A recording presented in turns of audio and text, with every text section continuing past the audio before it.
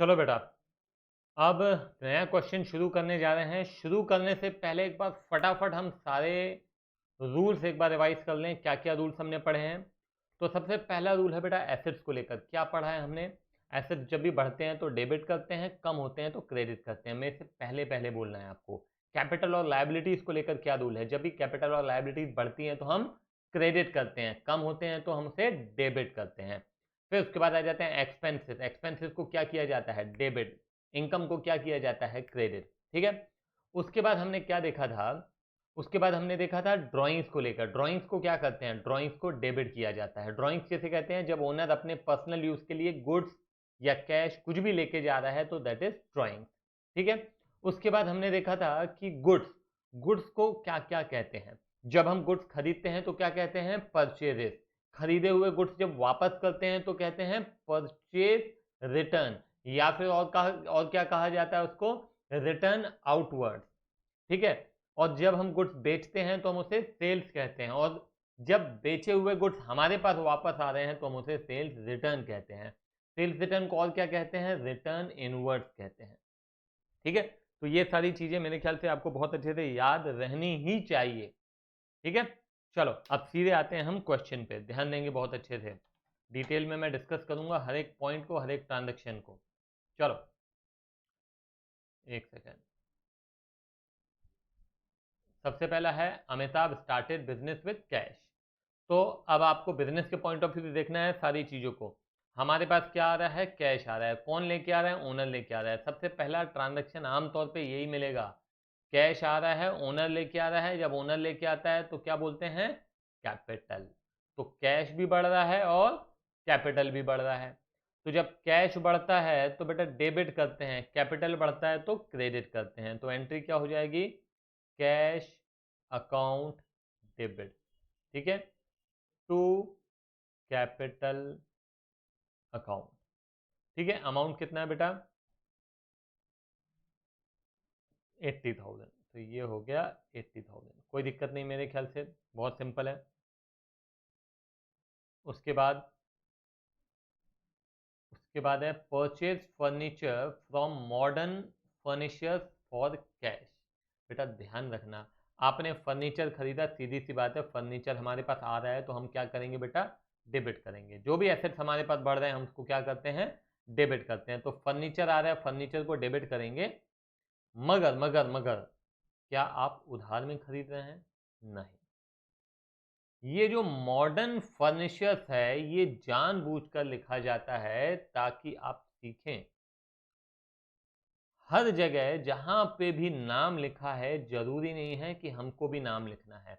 नाम लिखने का, किसी भी फर्म का, किसी भी व्यक्ति का, किसी भी कंपनी का नाम लिखने की एक वजह होती है।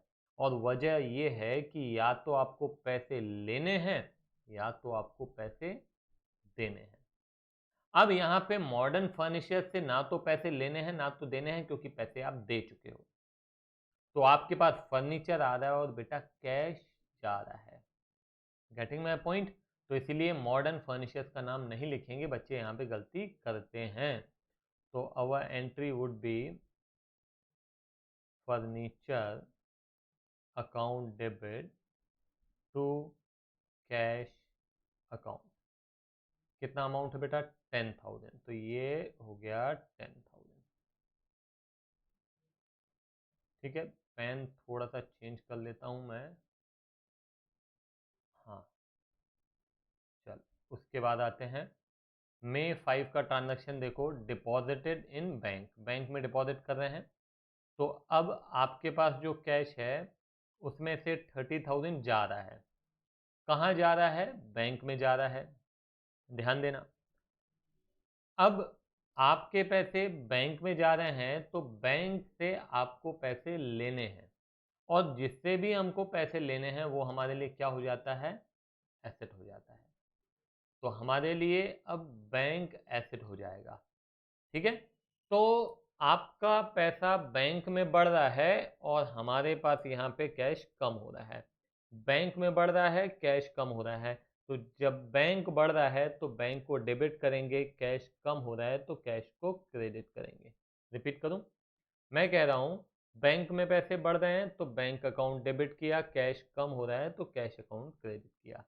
तो यहाँ पे हमारी एंट्री बेटा क्या हो जाएगी, bank account debit to cash account. कितना अमाउंट है बेटा, 30,000, ये 30,000, ठीक है, ये हो गया। अब है purchase goods for cash, goods आ रहे हैं, खरीद रहे हैं, तो इसीलिए उसको क्या बोलेंगे, परचेजेस। तो गुड्स आ रहे हैं तो डेबिट करना चाहिए, कैश जा रहा है तो कैश को क्रेडिट करना चाहिए। तो क्या हो जाएगा बेटा, ये हो जाएगा परचेजेस, क्या हो जाएगा, परचेजेस अकाउंट डेबिटेड, गुड्स की जगह परचेजेस लिखेंगे। कितना है बेटा, 5,000, तो ये हमने लिख दिया 5,000, ठीक है। It's done. Now May 8 purchase goods on credit from Hari 4,500। अब अगेन आप गुड्स तो खरीद रहे हैं मगर आपके पास से कैश नहीं जा रहा है बल्कि आप उधार में खरीद रहे हैं, तो आपकी लायबिलिटी बढ़ रही है। और लायबिलिटी कैसे बढ़ती है बेटा, क्रेडिट करके। गुड्स आ रहे हैं और लायबिलिटी भी बढ़ रही है। जब गुड्स आते हैं तो डेबिट करते हैं, डेबिट किसको करेंगे, परचेजेस को, क्योंकि हम खरीद रहे हैं। तो यहाँ पे हमने गुड्स खरीदे इसीलिए परचेजेस अकाउंट डेबिट किया और लायबिलिटी बढ़ रही है। तो लायबिलिटी बढ़ती है, क्रेडिट करते हैं, तो ये लायबिलिटी का नाम है हरी, तो ये अमाउंट हो जाता है 4,500। क्लियर है, समझ में आ रहा है ना। ये मैं कह रहा हूँ गुड्स आ रहे हैं 4,500 के और लायबिलिटी भी बढ़ रही है 4,500 की, ठीक।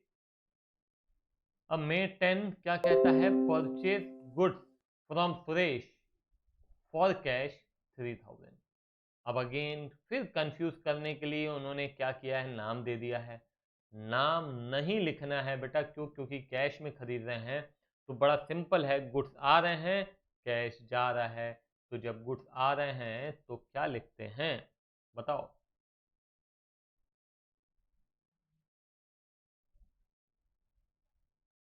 एक सेकेंड, हाँ देखो यहाँ पे, एक सेकेंड, हाँ, purchase goods from Suresh for cash. तो अब हमारे पास गुड्स आ रहे हैं तो हम क्या लिखेंगे, परचेजेस, परचेजेस अकाउंट डेबिटेड।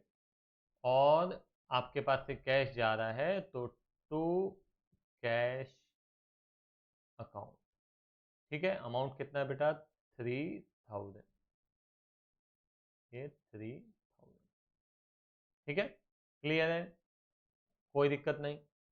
चलो अब थोड़ा सा आगे बढ़ते हैं हम। 12 मई का ट्रांजैक्शन है, purchase goods from Ajay. Ajay से गुड्स खरीद रहे हैं, मतलब उधार में खरीद रहे हैं। जब कभी भी किसी भी व्यक्ति का, फर्म का, कंपनी का नाम लिखा हुआ है परचेज या सेल के ट्रांजैक्शन में और फॉर कैश नहीं लिखा है, फिर कह रहा हूं, जब कभी भी परचेज या सेल का ट्रांजैक्शन है और व्यक्ति, फर्म, कंपनी किसी का भी नाम लिखा हुआ है और फॉर कैश नहीं लिखा है तो माना जाएगा कि उधार में खरीदा है, ठीक है। तो अब बेटा परचेज गुड्स फ्रॉम अजय, तो मैं क्या लिखूं, सर बड़ा सिंपल है, गुड्स खरीद रहे हैं तो आप लिख दो परचेजेस अकाउंट डेबिटेड, और उधार में खरीद रहे हैं तो उसके लिए क्या लिखेंगे, परचेजेस, एक सेकेंड, अकाउंट डेबिटेड टू। अब टू में यहाँ पे क्या लिखना है, आप उधार में खरीद रहे हैं और जिससे खरीद रहे हैं उसका नाम है बेटा अजय, तो अजय हो गई लायबिलिटी, तो बस ये लायबिलिटी का नाम हम लिखेंगे यहाँ पे, to Ajay.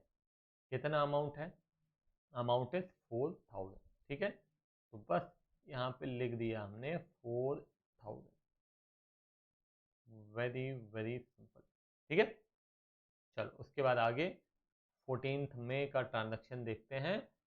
Sold goods for cash, आपने कैश में गुड्स बेचे तो आपके पास क्या आ रहा है बेटा, कैश आ रहा है। और क्या जा रहे हैं, गुड्स जा रहे हैं। जब बेचते हैं गुड्स तो क्या बोलते हैं, सेल्स। तो एंट्री क्या हो जाएगी, कैश आ रहा है, गुड्स जा रहे हैं, cash account debited to sale, कितना है 7000, ठीक है। Cash account debited, cash account debited to sales account, ठीक है। कितना अमाउंट है देख लो 7000, तो ये मैंने लिख दिया 7000, ठीक है, कोई दिक्कत। हाँ, उसके बाद है सोल्ड गुड्स टू करीम, तो आप करीम को गुड्स बेच रहे हैं, गुड्स जा रहे हैं, तो क्या बोलते हैं, गुड्स जाएंगे तो क्रेडिट करेंगे, क्रेडिट में क्या लिखेंगे, सेल्स, है ना, क्योंकि बेच रहे हैं। अब ध्यान देना, अब आप बेच किसको रहे हैं, करीम को बेच रहे हैं, मतलब उधार में बेच रहे हैं, तो करीम से पैसे लेने हैं, तो now Karim will become your asset, क्योंकि डेटर हो गया ना वो, उससे पैसे लेने हैं बेटा, तो करीम अकाउंट डेबिट, हाँ या ना, ठीक है ना, करीम से जिससे पैसे लेने हैं उसका अकाउंट डेबिट, तो बेटा Karim account debited to sales, ठीक है, ये लो Karim account debited to sales, कितना अमाउंट है, Karim account debited to sales, that is 6500, 6500, ठीक है, ये हो गया। Sold goods to Ganesh for cash, again Ganesh का नाम किसी काम का नहीं है, हमको नहीं लिखना है यहाँ पे, क्योंकि कैश में बेच रहे हैं बेटा, तो बस कैश आ रहा है, गुड्स जा रहे हैं, कैश आ रहा है, गुड्स जा रहे हैं, तो एंट्री क्या हो जाएगी,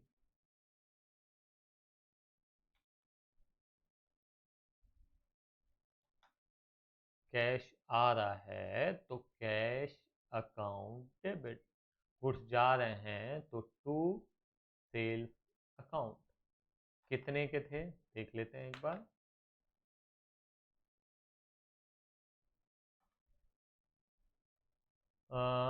ये है 5000, ठीक है, तो ये 5000, 5000, ठीक है। चलो 18th में का ट्रांजैक्शन देख लेते हैं बेटा, 18th में बोल रहा है सोल्ड गुड्स टू बंसी, तो उधार में बेचा बंसी को, तो बंसी से पैसे लेने हैं, बंसी हमारा डेटर हो गया, डेटर को क्या करते हैं, डेबिट करते हैं जब हमें पैसे लेने हैं, तो बंसी अकाउंट डेबिट टू सेल, ठीक है, Bansi account debited to cell,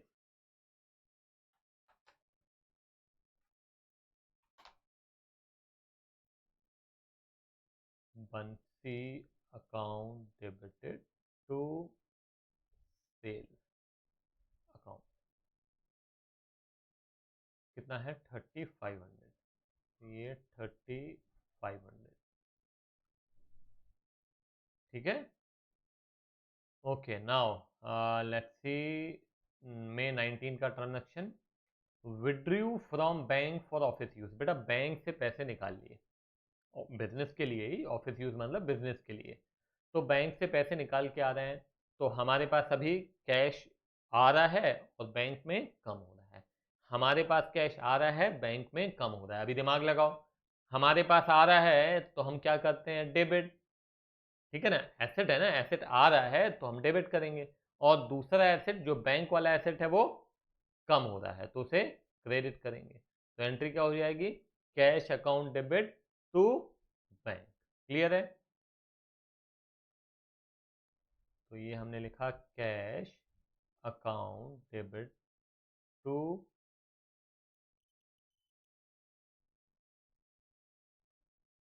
bank, ठीक है, कितना अमाउंट था 5000, ठीक है, तो ये 5000, हाँ, उसके बाद आते हैं करीम पेड ऑन अकाउंट 5000, अब करीम हमको पैसे दे रहा है, अब यहाँ पे ध्यान देना, देखो मैं आपको एक शॉर्टकट बता रहा हूँ, हर एक ट्रांजैक्शन में जरूरी नहीं है कि आप डेबिट में भी दिमाग लगाएं, क्रेडिट में भी दिमाग लगाएं, कई बार क्या होता है कि आप केवल एक जगह दिमाग लगाएंगे, दूसरी जगह अपने आप बन जाता है। कैसे, मैं बता रहा हूँ। करीम ने हमको पैसे दिए 5,000 रुपये, ठीक है, इसका मतलब ये है। तो हमारे पास कैश आ रहा है, तो कैश अकाउंट डेबिट। क्या कहा मैंने? Cash account debit. अगर कैश अकाउंट डेबिट हो गया तो बेटा क्रेडिट में कौन आएगा? ऑब्वियस सी बात है, दूसरा अकाउंट बचता है करीम, तो आप करीम लिख दो। तो ज़्यादा दिमाग लगाने की ज़रूरत नहीं है। मगर आप बोलते हो नहीं सर हमको तो पूरा दिमाग लगाना है। हाँ लगाओ, बिल्कुल लगाओ। सुनो अब, करीम हमारे लिए क्या है? करीम हमारे लिए एसेट है। कैसे? देखो, आप 15 मई का ट्रांजैक्शन देखो। 15 मई को आपने करीम को गुड्स बेचे थे, तो करीम आपके लिए एसेट हो गया। आपने उसको क्या किया था बेटा? डेबिट किया था, है ना? अभी वो ही एसेट बेटा कम हो रहा है, तो एसेट कम होता है तो हम क्या करते हैं? क्रेडिट करते हैं। हाँ या ना? आपको पैसे लेने थे, अभी वो पैसे दे देगा तो अब आपको पैसे कम लेने होंगे या नहीं लेने होंगे, वॉट एवर। तो आपका एसेट क्या हो रहा है? कम हो रहा है। ठीक है ना? जैसे बैंक में पैसे हैं, अभी बैंक से पैसे लेके आ गए आप, तो बैंक में पैसे कम हो गए। उसी प्रकार से डेटर से पैसे लेने थे, वो भी क्या हो जाएंगे? ले आओगे, उससे मिल जाएंगे आपको, तो वो भी कम हो जाएगा। तो इसीलिए आपके पास कैश आ रहा है और करीम हमारा कौन है? डेटर है, तो वो भी कम होगा। क्लियर है? ठीक है। तो 20 मई का है, कैश आ रहा है, कैश अकाउंट डेबिट टू करीम। करीम क्योंकि हमारा एसेट है वो कम हो रहा है। अच्छा, एक और रूल है, वो भी मैं बता दे रहा हूँ आपको। अगर बताया है नहीं बताया मेरे को ध्यान नहीं है, मगर मैं बता दे रहा हूँ। ये रूल जो हमारी ट्रेडिशनल अप्रोच है, देखो दो प्रकार की अप्रोच होती है, एक ट्रेडिशनल अप्रोच और एक होती है मॉडर्न अप्रोच। हम मॉडर्न अप्रोच के हिसाब से चल रहे हैं। जो मैंने कहा, एसेट्स बढ़ रहे हैं तो डेबिट करना है, कम होंगे तो क्रेडिट करना है, लायबिलिटीज कैपिटल बढ़ेंगे तो क्रेडिट। ये मॉडर्न अप्रोच है। ट्रेडिशनल अप्रोच के अपने गोल्डन रूल्स होते हैं। ठीक है, रहा तो मैं अगले लेक्चर में एक बार आपको बता दूंगा, अगर आपको वो लगता है। हो सकता है आपको स्कूल में टीचर उसी रूल से कराए, है ना? मगर मॉडर्न अप्रोच कंपेरेटिवली इजी है। हाँ, मगर उसमें एक चीज है जो कि शायद आपको ज्यादा आसान लगेगी, वो है debit the receiver credit the giver. Debit the receiver credit the giver. तो debit the receiver credit the giver का मतलब क्या है, मैं आपको बता रहा हूं। आप अपने पॉइंट ऑफ व्यू से देखिए कि मैं यदि राम को पैसे दे रहा हूं, मैं यदि राम को पैसे दे रहा हूं, तो राम को पैसे मिल रहे हैं, राम इज द रिसीवर, तो राम को क्या करेंगे? डेबिट करेंगे। ठीक है, debit the receiver credit the giver. लिख लो ज्यादा है तो आप इसको।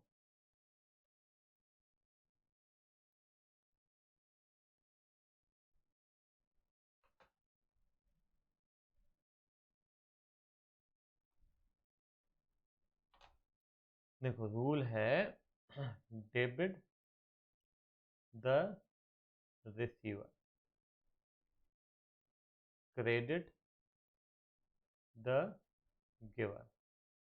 ठीक है, ये रूल है। तो आप जिसको भी पैसे दे रहे हैं तो वो क्या हो गया? रिसीवर हो गया, तो उसे क्या करेंगे? डेबिट करेंगे। अच्छा, अब मान लो कि श्याम आपको पैसे दे रहा है, तो श्याम आपके लिए क्या हो गया? गिवर हो गया ना। ठीक है, तो उसको क्या करेंगे? क्रेडिट करेंगे। तो आपको जो रूल समझ में आए कोई दिक्कत नहीं है। अगर ये रूल आपको इजी लगता है, कन्वीनियंट लगता है, उसको फॉलो कर लें। तो जैसे मैंने कहा कि करीम हमको पैसे दे रहा है, तो करीम इज द गिवर, तो गिवर को क्या करेंगे? क्रेडिट करेंगे। तो ये भी अगर आपको समझ में आ जाता है ये रूल, तो इस रूल के हिसाब से भी चल सकते हो, कोई दिक्कत नहीं है। रूल हमको बताना नहीं है कि हमने कौन सा रूल अप्लाई किया, हमने मॉडर्न अप्रोच किया, हमने ट्रेडिशनल अप्रोच किया, नहीं। आप ट्रेडिशनल मॉडर्न जिस अप्रोच के साथ आप जाना चाहते हैं आप जा सकते हैं, कोई दिक्कत नहीं है। बेसिक हमारा ये है कि आपकी जर्नल एंट्रीज क्या होनी चाहिए? सही होनी चाहिए। चलो, अब ये करीम की बात कर रहे थे, अमाउंट कितना था बेटा करीम का? 5,000। तो यहाँ पे मैंने 5,000। ठीक है, ये लिख लेना आप। क्या मैंने बोला? Debit the receiver credit the giver. तो जो भी हमको दे रहा है उसको क्रेडिट करना है, और डेबिट द रिसीवर मतलब जो जिसको हम पैसे दे रहे हैं, जो रिसीव हमसे कर रहा है, उसको डेबिट करना है। चलो, 29th, paid rent for residence, paid rent for residence. अब घर के लिए मैं आपको पहले भी अकाउंटिंग इक्वेशन पढ़ा था, उसमें भी हमने चर्चा की थी, अभी भी बता रहा हूं कि व्यक्तिगत पर्सनल एक्सपेंसेस जो हैं उसे हम ड्राइंग कहते हैं। और हमें इस बात से कोई लेना देना नहीं है कि वो ड्राइंग करके पैसे कहाँ खर्च कर रहा है। वो घर का किराया दे रहा है, वो आ, अपनी बीवी को साड़ी लेके दे रहा है, इन बातों से हमारा कोई लेना देना नहीं है। हमारे लिए वो केवल और केवल बेटा ड्राइंग है। ठीक है, तो हम यहाँ पे क्या लिखेंगे, ड्राइंग्स को डेबिट करते हैं। ये ध्यान रखना, हमारे पास से कैश जा रहा है, बिजनेस के पास से कैश जा रहा है, कौन लेके जा रहा है, ओनर। तो हम क्या लिखेंगे, ड्राइंग्स अकाउंट डेबिटेड, कैश जा रहा है तो टू कैश। क्लियर है ये, ड्राइंग्स को डेबिट। मैं इतना ज़्यादा समय इसलिए दे रहा हूँ क्योंकि वो ये आपका फाउंडेशन है यार, यहाँ पे चीज़ें हमेशा के लिए क्लियर हो जानी चाहिए, बार बार वाला कंफ्यूजन नहीं होना चाहिए।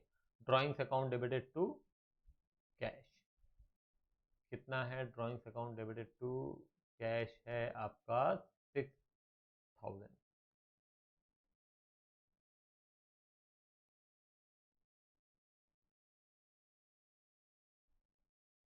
चलो उसके बाद आते हैं, purchase the cycle for a son 3000।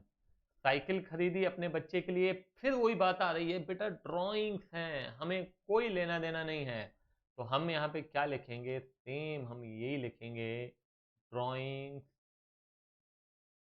Account debited to cash, 3000 3000।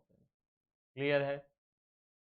अब आ जाओ, paid to Ajay in settlement of his account 3800। This is very very important, ये आपको समझ में आना चाहिए।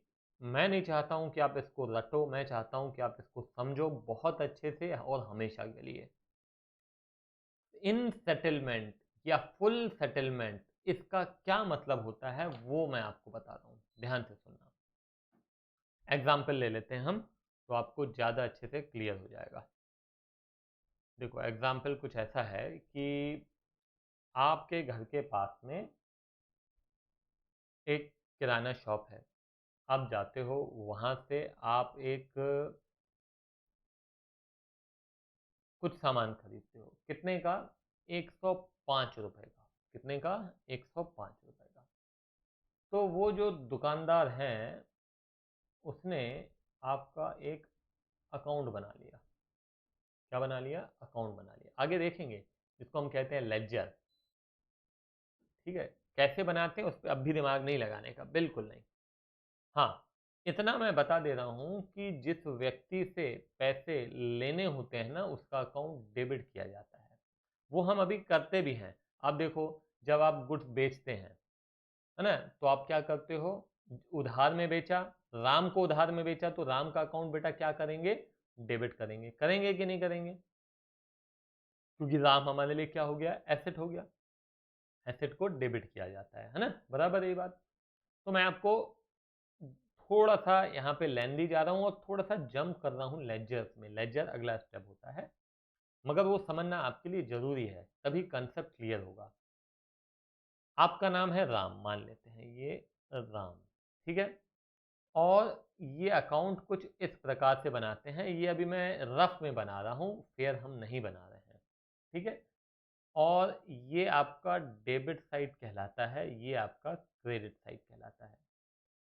अब आपका नाम है राम, दुकानदार ने आपसे पैसे लेने हैं, कितने लेने हैं, 105 रुपए। आपने बोला हम दे जाएंगे 2 दिन बाद। तो अब आपका अकाउंट बना लिया और आपके अकाउंट में ये डेबिट में 105 दिख रहा है ना।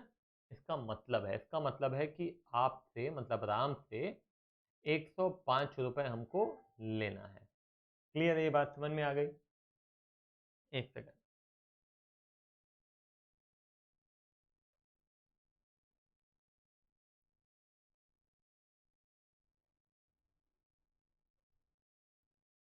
हाँ, तो अभी राम से 105 रुपए लेने हैं, मतलब आपसे 105 रुपए दुकानदार को लेने हैं। ध्यान देना, आप 2 दिन बाद जाते हैं, ठीक है। और अब आप यदि 105 रुपए दे देते हैं तो आपका अकाउंट उसने क्या करना है बेटा, क्लोज करना है कि अब कोई पैसे लेने या देना बाकी नहीं है। तो क्लोज करने का तरीका क्या होता है वो मैं आपको बता दे रहा हूँ। आपका अकाउंट डेबिट किया है, मैं जर्नल एंट्री भी करके बता दे रहा हूँ। यहाँ पे जगह है थोड़ी सी, मैं यहाँ पे लिख दे रहा हूँ। उसने एंट्री लिखी होगी राम अकाउंट डेबिट, ठीक है, टू सेल, ये 105, 105। इसका मतलब है कि राम के अकाउंट में डेबिट कर दिया। ये राम का अकाउंट है, इसमें हमने इस तरफ मतलब डेबिट साइड लिख दिया। इसका मतलब है कि राम से 105 रुपए हमको लेने हैं। ठीक है, ये क्लियर है। अब जब आप पैसे दे दोगे तो दुकानदार क्या लिखेगा? दुकानदार लिखेगा मेरे पास कैश आ रहा है, तो कैश अकाउंट डेबिट। और टू राम मतलब राम अकाउंट क्रेडिट, कितना? 105। इससे क्या हुआ समझना, राम अकाउंट डेबिट किया, राम अकाउंट क्रेडिट किया, तो क्रेडिट में भी मैं लिखूंगा 105। हाँ या ना? तो इसका मतलब ये हुआ कि ये डेबिट किया, ये क्रेडिट किया, अकाउंट बेटा हो जाता है क्लोज, क्योंकि अब ना कुछ लेना बाकी है ना कुछ देना बाकी है। क्लियर है ये बात? कोई लेना देना बाकी नहीं है। ये आपको समझ में आ गया। अब मैं कह रहा हूं एक ट्रांजैक्शन में रब कर रहा हूं 105, ये मैं रब कर रहा हूं बेटा, ये पूरा ही रब कर दिया। चलो हाँ, अब आप जाते हैं 2 दिन बाद और आप वो दुकानदार को 100 रुपए देते हैं और कहते हैं अंकल ये 105 रुपए है ना, उसकी जगह 100 ही लो और मेरा अकाउंट बंद कर दो। अब आप सोच के देखो कि ये अकाउंट आपका बंद कैसे होगा यदि अंकल आपसे 100 लेते हैं और इधर 100 लिखते हैं, तो क्या अकाउंट बंद हो जाएगा? बिल्कुल नहीं होगा। तो फिर अकाउंट बंद कैसे होगा? अंकल मान जाते हैं कि चलो बेटा ठीक है, 105 की जगह आप 100 दे दो, बात खत्म। मगर आपका अकाउंट बंद होना चाहिए ना, सेटलमेंट होना चाहिए, फुल सेटलमेंट होना चाहिए। तो ये फुल सेटलमेंट कैसे होगा? ये फुल सेटलमेंट तभी होगा जब यहाँ पे 105 ही आएगा। तो यहाँ पे ये 100 रुपए तो कैश मिल गया, ये 5 रुपीज हम और लिख देंगे जिसको हम कहते हैं डिस्काउंट। क्या कहते हैं? डिस्काउंट। मतलब अंकल ने आपको 5 रुपए का दे दिया डिस्काउंट। तो अब बात आती है कि अंकल अपने पास क्या लिखेंगे? वो दुकानदार वाले अंकल जो हैं वो लिखेंगे कैश आ रहा है, कैश अकाउंट डेबिट। मगर वो 100 ही आ रहा है बेटा, 105 नहीं आ रहा है। और हमारा 5 रुपए का हो रहा है नुकसान, अंकल का नुकसान ही हो रहा है आपको। इस नुकसान का नाम है बेटा डिस्काउंट। ये अंकल ने आपको 5 रुपए का डिस्काउंट दे दिया, डिस्काउंट को भी डेबिट करेंगे। क्या करेंगे? डेबिट। टू, आपका नाम है राम, राम का अकाउंट 105, डेबिट में भी 105, क्रेडिट में भी 105, अकाउंट हो गया बंद। तो अकाउंट बंद कैसे हुआ? आपको 5 रुपए का अंकल को डिस्काउंट देना पड़ा अकाउंट बंद करने के लिए। आई बात समझ में? देखो, अब ये अजय की बात करते हैं। मैंने इतनी लंबी कहानी इसलिए बताई कि आपका कंसेप्ट क्लियर होना चाहिए। स्कूल में ऐसे बता के ख़त्म कर देते हैं। देखो, परचेज गुड्स, आपने 4,000 के गुड्स अजय से खरीदे थे, तो अब बताओ कि अजय को कितने पैसे देने हैं? 4,000। तो आप देखो यहाँ पे, ये अजय का अकाउंट क्रेडिट कितना किया बेटा? 4,000।